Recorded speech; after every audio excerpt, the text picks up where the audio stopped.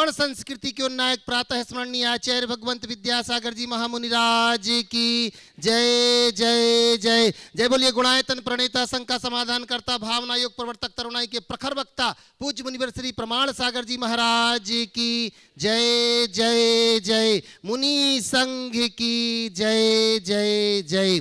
प्रिय बंधुओं, तीर्थराज सम्मेद शिखर की तलहटी गुणायतन परिसर में आयोजित देश के सर्वाधिक लोकप्रिय कार्यक्रम शंका समाधान में यहाँ उपस्थित एवं देश विदेश से जुड़े उन सभी श्रद्धालुओं का जो कि पारस चैनल, जिनवाणी चैनल एवं प्रामाणिक ऐप के माध्यम से इस कार्यक्रम का सीधा प्रसारण देख सुनवा आनंद ले रहे हैं, उन सभी का मैं गुणायतन और श्री सेवायतन परिवार की ओर से हार्दिक हार्दिक अभिनंदन करता हूं। बंधुओं, यह कार्यक्रम प्रारंभ हो उसके पूर्व अपन पूज्य गुरुदेव के चरणों में चलते प्रतिदिन की भांति नमस्कार करते हुए, नमोस्तु करते हुए और आशीर्वाद की मंगल कामना के लिए भो स्वामी नमोस्तु नमोस्तु नमोस्तु इक्षामि इक्षामि इक्षामि। बंधुओं, जैसे कि आपको विदित है, पूर्व से आपको ज्ञात है कि कल का दिन वो शुभ दिन आने वाला है जब पूज्य श्री के सानिध्य में हम सब मिलकर के भावना योग के माध्यम से अपने जीवन को प्रसिद्ध करेंगे। अनेक लोग यहाँ पर पहुंच चुके हैं बंधुओं, जो बाट जो रहे थे कई दिनों से कि पूज्य गुरुदेव के चरणों में बैठ करके हम भावना योग करेंगे, जिसमें इस बार एक ऐसा भावना योग ऐसा प्रयोग करने वाले हैं पूज्य गुरुदेव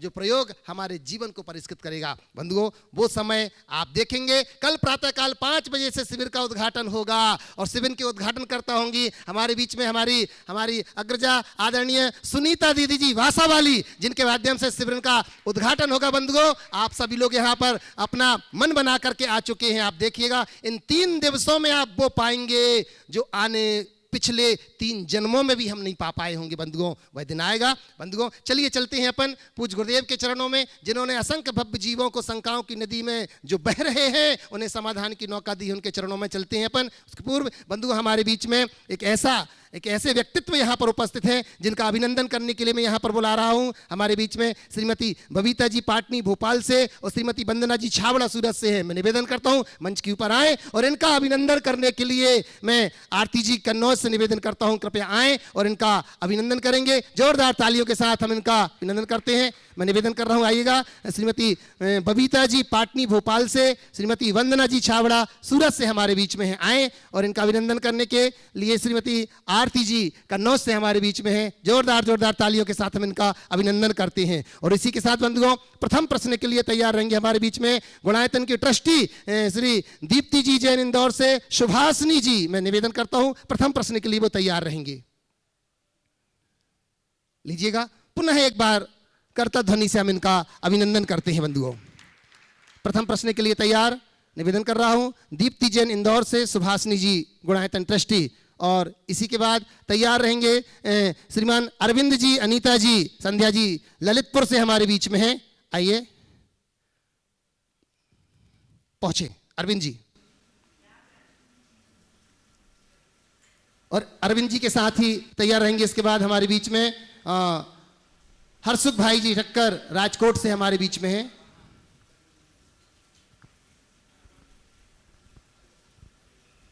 महाराज श्री के चरणों में सादर नमोस्तु नमोस्तु नमोस्तु इक्षामि इक्षामि इक्षामि। महाराज जी, हमारे भतीजे का चयन अभी यूपीएससी में हुआ है, उनकी तरफ से भी आपको नमोस्तु निवेदित किया है। नमोस्तु नमोस्तु। अक्षय जैन टीकमगढ़ से। महाराज जी, हमारा ये प्रश्न था, एक शंका थी महाराज जी, और ये है कि अभी जो यूपीएससी में जैन छात्रों का जो चयन हुआ है, तो उन सभी का अपने परिवार के प्रति, देश के प्रति, धर्म और समाज के प्रति क्या कर्तव्य होना चाहिए? कल मैंने इस संदर्भ में प्रकाश डाला। आज पुनः बोलने का औचित्य मुझे प्रतीत नहीं होता। कल आपके अक्षत के ही लिए अखिलेश जी ने पूछा था और मैंने अपना संदेश दे दिया। आशीर्वाद लीजिएगा। और इसी के साथ साहिल जैन कोटा राजस्थान से, वो आ रहे ना हर्षित जी ठक्कर, साहिल जी जैन कोटा राजस्थान से अपना प्रश्न रख रहे हैं। और तैयार रहेंगे दीपाली जैन हिंगोली महाराष्ट्र से। ठक्कर जी मुनिश्री के चरणों में त्रिबार नमस्तु, सुलभ जी के चरणों में त्रिबार इच्छामि इच्छामि। सर, मुनिश्री बेटे की जिज्ञासा है कि ओम की उत्पत्ति कैसे हुई, और महामंत्र नवकार से पहले ओम का उच्चारण किया जाता है, तो इसके पीछे क्या लॉजिक है? ओम को प्रणवनाद कहा गया है, इसे अनहद नाद के रूप में भी जाना जाता है। सभी भारतीय परंपराओं में ओम का महत्वपूर्ण स्थान है। जैन धर्म के अनुसार ओम पंच परमेष्टि का द्योतक है, ओम तीन लोक का द्योतक है और ओम संपूर्ण वांग्मय का द्योतक है। जैन धर्म के अनुसार ये हमारे पंच परमेष्टि अरहंत, सिद्ध, आचार्य, उपाध्याय और साधु। अरहंत के अ, सिद्ध को अशरीरी कहते उनका आ, आचार्य का आ, उपाध्याय का उ और साधु यानी मुनि का म मिला देने से ओम होता है। तीन लोक है, अधोलोक, ऊर्ध्वलोक और मध्यलोक। अधोलोक के अ में, ऊर्ध्वलोक के उ और मध्यलोक के म को मिला देने से ओम बन जाता है। हमारे तीर्थंकर भगवंतों की जो वाणी होती है, जो सर्व विद्याओं का आधार है, वो ओंकारमय होती है। भगवान का जो दिव्योपदेश होता है ओंकार ध्वन्यात्मक होता है, इसलिए ओंकार की परिपाटी अनादि से है। इसमें तीन लोक है, पंच परमेष्टि है, संपूर्ण वांग्मय।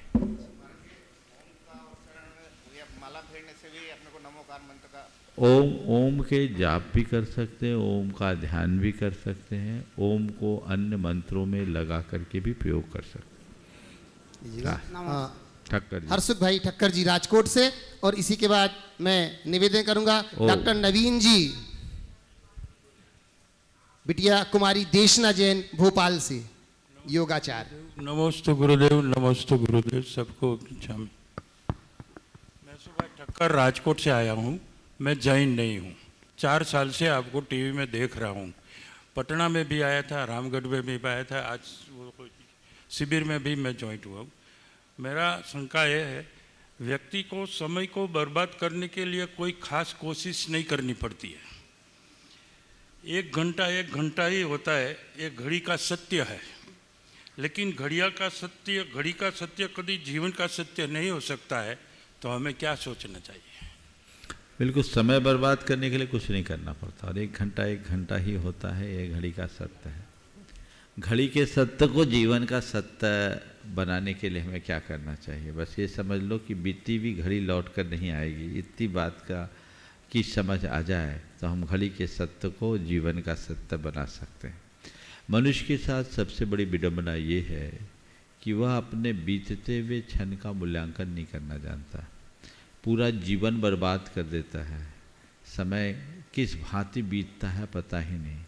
काश मनुष्य को अपने जीवन के मर्म का बोध हो और खोए हुए क्षण के मूल्य का बोध हो जाए। क्षण की कीमत, समय की कीमत व्यक्ति समझ ले तो उसे जीवन के सत्य को जानने में कठिनाई नहीं हो। नमस्ते गुरुदेव, नमस्ते। योगाचार्य डॉक्टर नवीन जी जैन भोपाल से, बिटिया कुमारी देशना, और इसी के बाद पहले जिनको बुलाया उनको बोलो ना।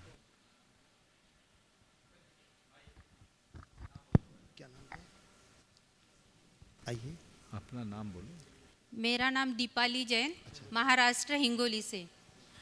गुरुवर के चरणों में मेरा त्रिवार नमोस्तु नमोस्तु नमोस्तु।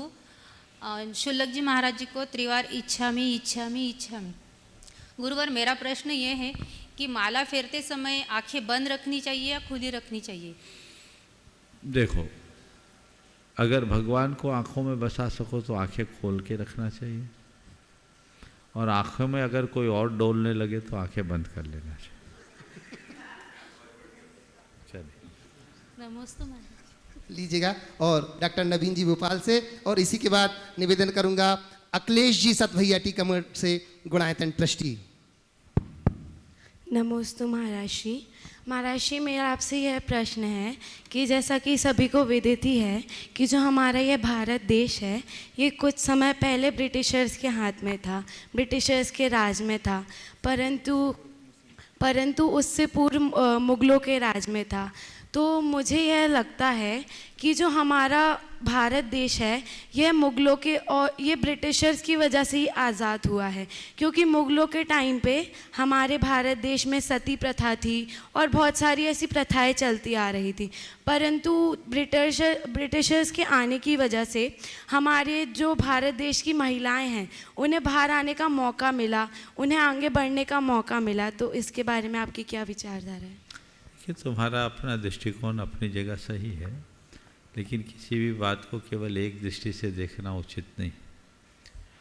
ब्रिटिशर्स ने बहुत सारे अच्छे काम किए, भारत के इंफ्रास्ट्रक्चर को ठीक किया, पर ब्रिटिशर्स ने सबसे बड़ा जो नुकसान किया वो हमारी सांस्कृतिक निष्ठा को ख़त्म कर दिया। और सब आघातों को बहुत आसानी से सहा जा सकता है, लेकिन सांस्कृतिक निष्ठा पर जब आघात होता है तो उसे झेल पाना बहुत मुश्किल होता है। इस अर्थ में हमारा जो नुकसान हुआ बहुत बड़ा नुकसान हुआ, क्योंकि उन्होंने हमारी आस्थाएं बदल दी, उन्होंने हमारी सोच बदल दी। आज हमारी सारी संस्कृति छिन्न भिन्न हो रही है, इसलिए आज हमें बहुत आगे बढ़ने की ज़रूरत है। और ये बात सही है कि हमें आज़ादी मिल गई, आज़ादी को पाए 75 वर्ष से अधिक हो गए, लेकिन मानसिकता अभी भी गुलाम है। हमें अपनी गुलाम मानसिकता को आज़ाद करने की ज़रूरत है, और वह तभी होगा जब भारत की मूल सांस्कृतिक परंपरा को हम आत्मसात करेंगे, जिसके लिए सांस्कृतिक निष्ठा को पुनर्जागृत कर पुनर्प्रतिष्ठित करना आवश्यक है। नमोस्तु महर्षि। अखिलेश जी सत भैया टीकमगढ़ से।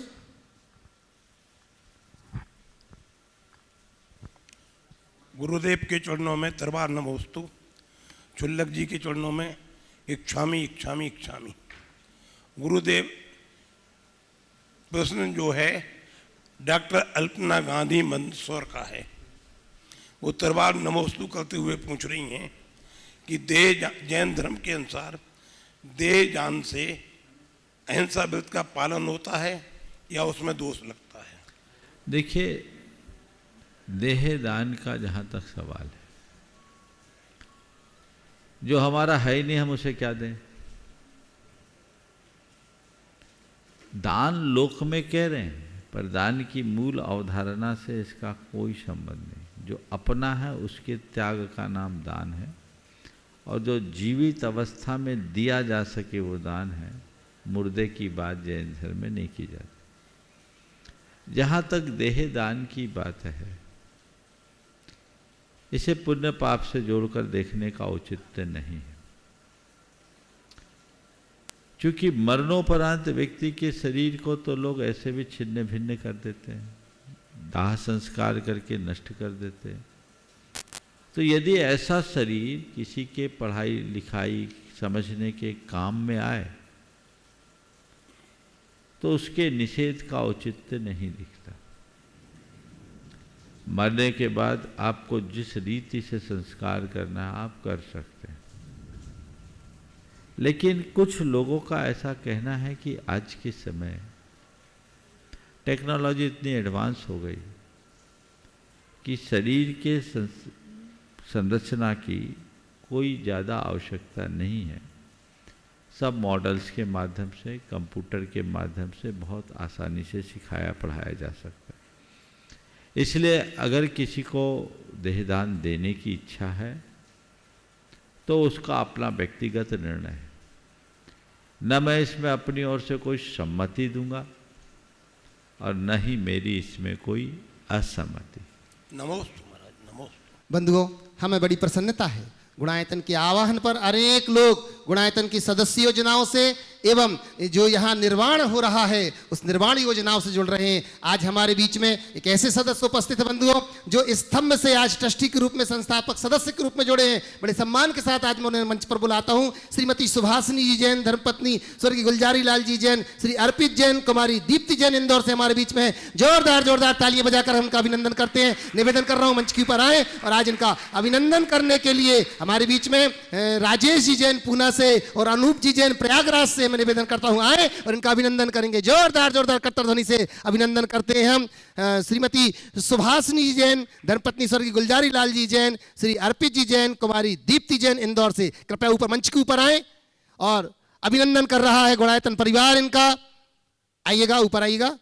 जोरदार कलतर ध्वनि से बंधुओं, ये वो लोग हैं बंधुओं जिनके जुड़ने से हमारे गुणायतन में और निखार आता जा रहा है। हमें अपेक्षा है कि यही निखार आप देखेंगे आगामी जब 2024 का समय आएगा, गुणायतन के पंच कल्याणक का दिन जब निकट आ जाएगा, वो दिन हमारे लिए बंधुओं बड़ा महत्वपूर्ण दिन होगा। करतल ध्वनि से अभिनंदन कर रहे हैं इनका हम। और इसी के साथ बंधुओं मैं आवाज दे रहा हूं हमारे बीच में जिन्होंने निर्वाण सारथी के रूप में अपने आप को जोड़ लिया गुणायतन से, ऐसे श्री विनोद कुमार जी, श्रीमती बबीता जी, हर्षित जैन, मनीषा जी जैन, देवण्या जैन गुवाहाटी से हमारे बीच में है।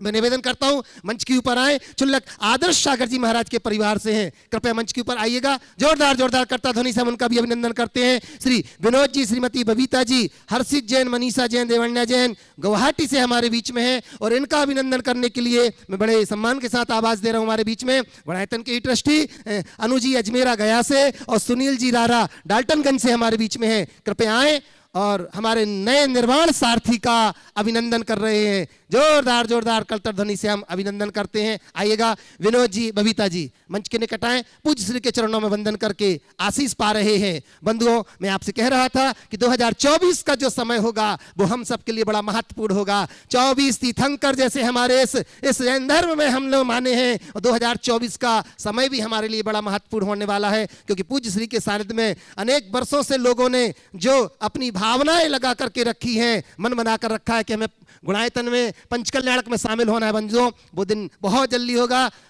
देश विदेश से लोगों ने मन बना करके रखा है इसमें आने के लिए। अभिनंदन कर रहे हैं श्रीमती बबीता जी, विनोद जी का बहुत बहुत बहुत बहुत। और प्रथम प्रश्न के लिए मैं यहाँ पर आमंत्रित कर रहा हूँ श्रीमती सुभाषिनी जी। मैं निवेदन करता हूँ आइएगा, अपना प्रश्न रखेंगे। दीप्ति जैन इंदौर से सुभाषिनी जी जो कि हमारे नए ट्रस्टी हैं, कृपया आइएगा और अपना प्रश्न रखेंगे। दीप्ति जैन, सुभाषिनी जी। और इसी के बाद निवेदन करूंगा श्रीमान अनूप चंद जी जैन, प्रयागराज से हमारे बीच में है गुणायतन ट्रस्टी अनूप चंद जी जैन। नमोस्तु महराज जी।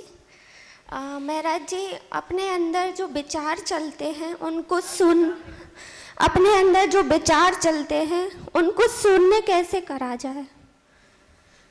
अपने अंदर चलने वाले विचारों को शून्य कैसे किया जाए? देखिए, विचार शून्यता एक बहुत बड़ी उपलब्धि है जो ध्यान की साधना से संभव। लेकिन मैं चाहूँगा कि उससे पहले की भूमिका को हम पहले लें। अनावश्यक विचारों को अपने मन पर हावी न होने देने का अभ्यास करें, पहला काम। अगर हम विचार शून्य हो जाएंगे तो फिर कुछ करने की स्थिति में नहीं रहेंगे। वो तो बड़े बड़े योगियों के ही जीवन में संभव, जो परम ध्यानी। तो हमारे अंदर विचार हो लेकिन अनावश्यक विचार ना हो, विचारों का वेग ना आए। उसके लिए क्या करें? नियमित भावना योग करें। अनावश्यक विचार चित्त पर बिल्कुल भी हावी नहीं होंगे। विचारों को एक सही दिशा मिलेगी और आप अपने जीवन को आगे बढ़ा सकें। नमोस्तु महाराज। लीजिएगा। और अनूप चंद जी जैन प्रयागराज से गुणायतन ट्रस्टी। और इसी के बाद मैं निवेदन करूंगा कीर्ति सारावगी। नमोस्तु महाराज जी। कुरुलिया और मंच में विराजमान श्री शुल्लक महाराज जी को इच्छामी। महाराज जी, मेरा प्रश्न ये है कि आजकल मंदिरों के बाहर अरहंत भगवंतों की प्रतिमा अंकित रहती है, क्या वो पूजनीय रहती हैं? अभी अमरकंटक गए और कुंडलपुर गए, तमाम जगह पे, और यहाँ तक कि कुतुब मीनार के बाहर प्राचीन में भी खंडहरों में प्राचीन प्रतिमाएं अंकित हैं, क्या वो पूजनीय हैं? देखिए, वेदी पर विराजमान बिंब पूजनीय होते, पर मंदिरों के फलकों में, शिलापट्टों में जो प्रतिमाएं होती है वो पूजनीय नहीं होती, उनकी प्रतिष्ठा नहीं होती। उन्हें शिल्प सौष्ठव की दृष्टि से और इतिहास को सुरक्षित रखने की दृष्टि से अंकित किया जाता है। आपने यहाँ के मंदिर का भी अगर निरीक्षण किया होगा तो यहाँ के हर खंबे पर भगवान अंकित है, देखा होगा। अन्य अनेक स्थानों पर भी है। तो ये सब बनाया जाता है ताकि पता लग सके कि ये मंदिर कभी दिगंबर जैन मंदिर था, समझ गए? तो रूपाकृति के रूप में वो अंकित है, उसकी पूज्यता नहीं। हाँ, कुछ स्थानों पर यदि पूज्यता के रूप में उसे प्रतिष्ठित कर दिया जाए तो फिर पूज्य हो जाए। नमन कर सकते हैं उनको? नहीं, वो दर्शनीय है, पूजनीय नहीं। लीजिएगा। निवेदन कर रहा हूँ कीर्ति सरावगी जी कुरुलिया वेस्ट बंगाल से। और इसी के बाद निवेदन करूंगा हमारे बीच में आरती जी कन्नौज से हैं। नमोस्तु महाराज श्री। महाराज श्री, मैं जानना चाह रही हूँ कि अनेक धर्मों के अनुसार जैसे तुलसी के पौधों को, सूर्य भगवान को बहुत मान्यता दी जाती है, तो क्या हमारे जैन धर्म के अनुसार भी तुलसी पौधे तो कोई धार्मिक मान्यता है क्या? देखिए, तुलसी प्रकृति का एक वरदान है जिसमें अनेक औषधीय गुण हैं। वो सकारात्मकता का संचार करता है। उस दृष्टि से ऐसे पेड़ को सींचना, संरक्षित करना बुरा नहीं। सूर्य भी पूरी प्रकृति में ऊर्जा का मूलभूत अंग है, इसलिए सूर्य के प्रति लोगों का रुझान होना जैन धर्म की दृष्टि से बुरा नहीं है। लेकिन जैन धर्म इनके संरक्षण की बात करता है, इनकी पूजन की बात नहीं। ये प्रकृति के अंग हैं, प्रकृति के रूप में हमें समझना चाहिए। तो हाँ बोलिए। तो फिर क्या महाराज श्री हमें भी नियम अनुसार तुलसी के पौधे और सूर्य भगवान को जल सींचना चाहिए क्या रोजाना? देखिए, जैन धर्म कहता है कि यहाँ से जल सींचने पे सूरज तक जल जाएगा क्या? सूर्य की सच्ची उपासना तो ये है कि सूर्यास्त के बाद खाना बंद कर दो। एक तरफ तुम जल चढ़ाओ और दूसरी बात सूरज के डूबने के बाद रोटी खाओ। ये कहाँ की बात? समझ गए? बस इसका ध्यान रखें। नमस्ते। आरती जी कन्नौज से, और इसी के बाद मैं निवेदन करूंगा उज्ज्वली जैन आगरा से। गुरु की महिमा अगम है, जन जन के हे नाथ, तो चरणों में माथ रहे शुभाशीत दो नाथ। महाराज जी के चरणों में नमोस्तु नमोस्तु नमोस्तु। छुल्लक जी महाराज के चरणों में इच्छामी इच्छामी इच्छामी। हे गुरुदेव, कबीर जी का एक दोहा है कि सुख के माथे सिल पड़े, नाम हृदय से जाए, बलिहारी व दुख की पल पल नाम रटाए। महाराज श्री, सुनने में तो ये दोहा बड़ा आसान लगता है और लगता है हम ऐसा कर लेंगे, परंतु वास्तविकता में अगर देखा जाए तो जब हम सोचते भी हैं कि हमारे जीवन में दुख आएगा तो दिल कांपने लगता है। तो हे गुरुदेव, सुख के अवसर पर ऐसे क्या करें कि जो दुख के समय हम भूल ही ना पाएं? सुख के अवसर पर हम दुख सहने का अभ्यास करें ताकि दुख आने पर हमें दुख का अनुभव न हो। आचार्य कुंद ने बहुत ही अच्छी बात कही कि तुम दुख का अभ्यासी बनो, दुख सहने की सामर्थ्य अपने भीतर विकसित करो।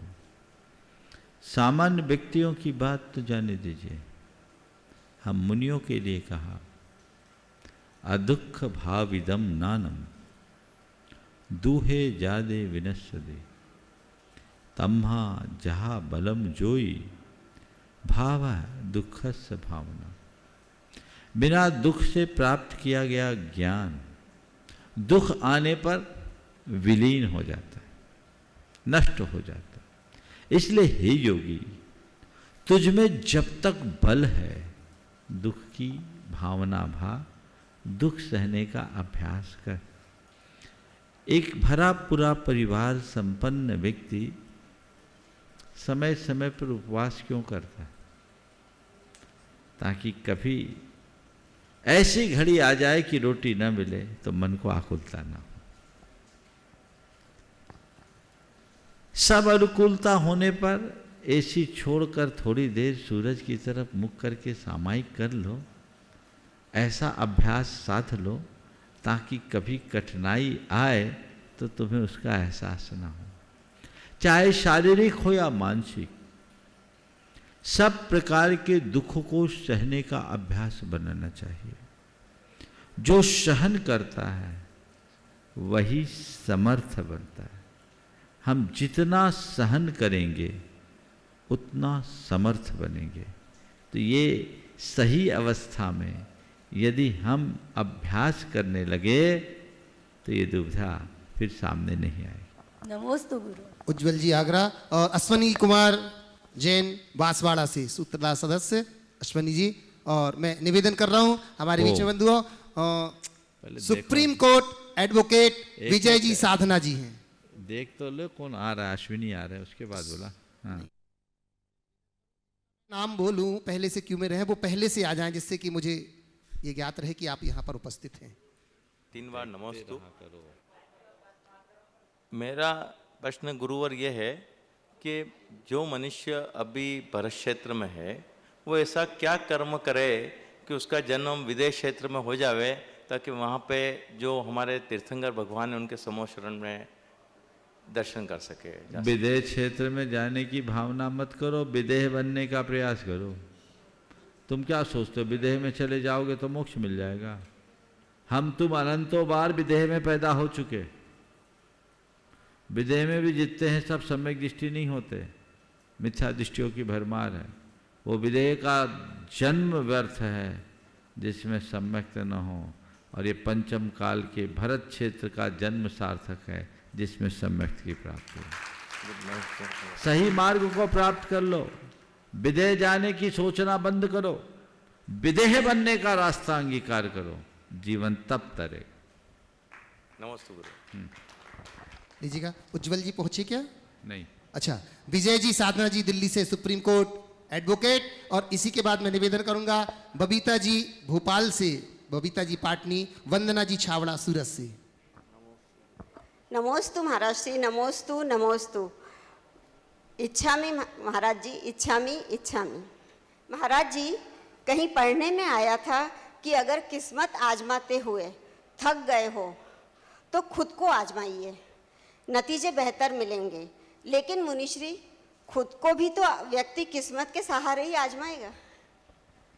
अगर किस्मत आजमाते हुए थक गए हों तो खुद को आजमा लीजिए, नतीजे बेहतर मिलेंगे। बहुत अच्छा वाक्य। अब आपका जो सवाल है कि खुद को आजमाना भी तो किस्मत से ही मिलेगा। मुझे ये नहीं मालूम कि किस्मत से क्या मिलेगा, पर मुझे हर पल ये मालूम होना चाहिए कि मुझे क्या करना है। जिसे अपने लक्ष्य का बोध होता है जी महाराज, वही खुद को आजमा पाता है। जो किस्मत के भरोसे रहता है वो निठल्ला बैठा रहता है। तो किस्मत के भरोसे मत बैठिए, खुद पर विश्वास कीजिए, खुद के लक्ष्य को सामने रख करके चलिए, और उस लक्ष्य की प्राप्ति के लिए अपना 100% समर्पित कीजिए, तभी परिणाम हमारे अनुकूल आ पाएगा। लेकिन महाराज जी, विश्वास भी तो कई बार टूट जाता है। विश्वास टूटता है, इसलिए विश्वास को टूटने मत दीजिए। ऐसे सत्पुरुषों की संगति में रहिए जो आपके विश्वास को मजबूत बनाए रखे। नमोस्तु महाराज जी, नमोस्तु महाराज जी। लीजिएगा। निवेदन कर रहा हूँ बबीता जी पाटनी भोपाल से, वंदना जी छावड़ा सूरत से।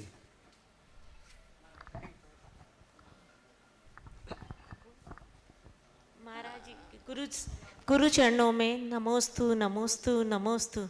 इच्छामी इच्छामी इच्छामी। महाराज श्री, मेरी ये समस्या है गुरुवर, मेरी आज ये प्रश्न है कि हम आज शंका समाधान को सुनते हैं, भगवान महावीर की वाणी भी सुनते हैं, हम आपको मानते भी हैं, भगवान महावीर को भी मानते हैं, पर भगवान महावीर की क्यों नहीं मानते? इसका समाधान। इसका सवाल तो खुद से पूछो, हमसे क्यों पूछ रहे? महावीर को मानते हो, महावीर की नहीं मानते हो। इसलिए क्योंकि महावीर को मानने में हमारी पहचान बनती है।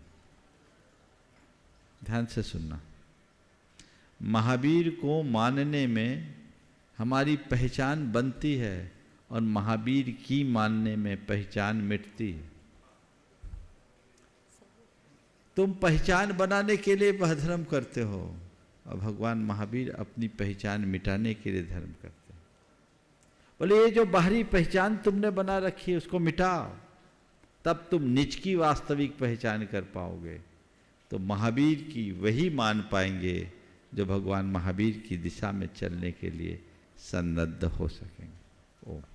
निवेदन कर रहा हूँ ब्रह्मचारिणी सुनीता दीदी जी बासा से, जिनके माध्यम से अनेक शुभ कार्यों का पुण्यार्जन ले चुकी हैं। अब मुझे नहीं मालूम आगे और कौन कौन से शुभ कार्य होंगे जिनके पुण्यार्जन लेंगी। आदरणीय सुनीता दीदी जी, फिर हम महाराज जी से निवेदन करेंगे। फिर परम पूज्य गुरुवर के चरणों में नमोस्तु नमोस्तु नमोस्तु। सभी क्षुल्लक जी महाराजों के चरणों में इच्छामी इच्छामी इच्छामी।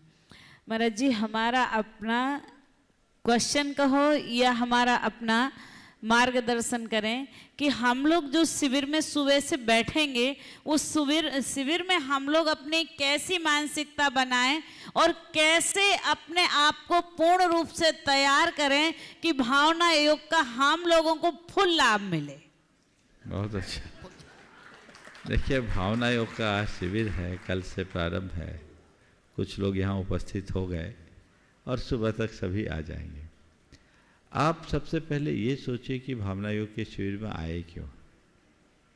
हमें अपने तन को, अपने मन को और अपनी चेतना को स्वस्थ कराना है, प्रशस्त बनना है।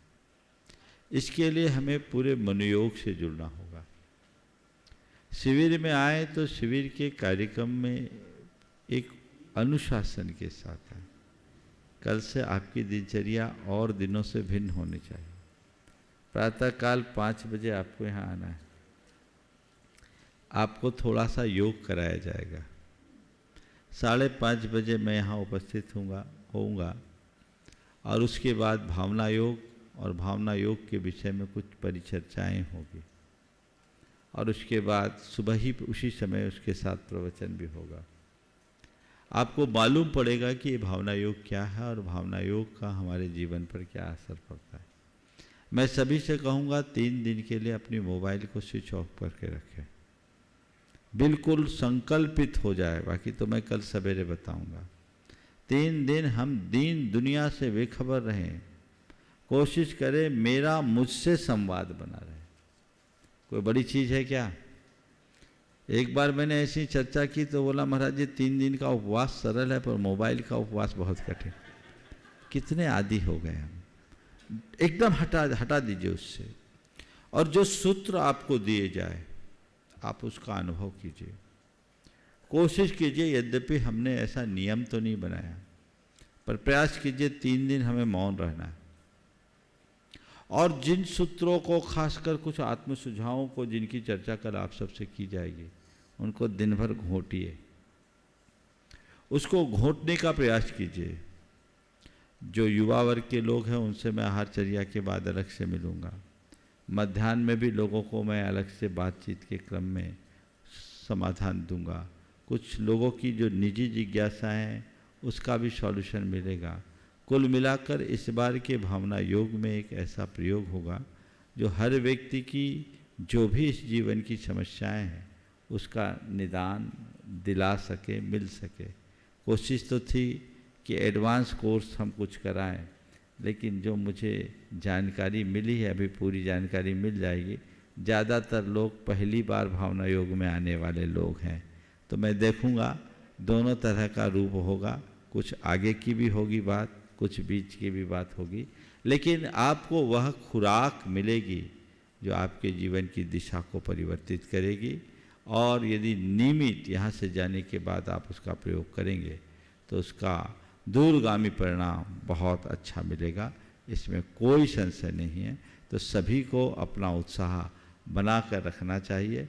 कोशिश कीजिए 3 दिन बिल्कुल मोबाइल का प्रयोग न करें। 3 दिन हम मौन के साथ अपनी साधना करें, एक ऐसा अभ्यास करें जो हमारे जीवन को अच्छा बना सके।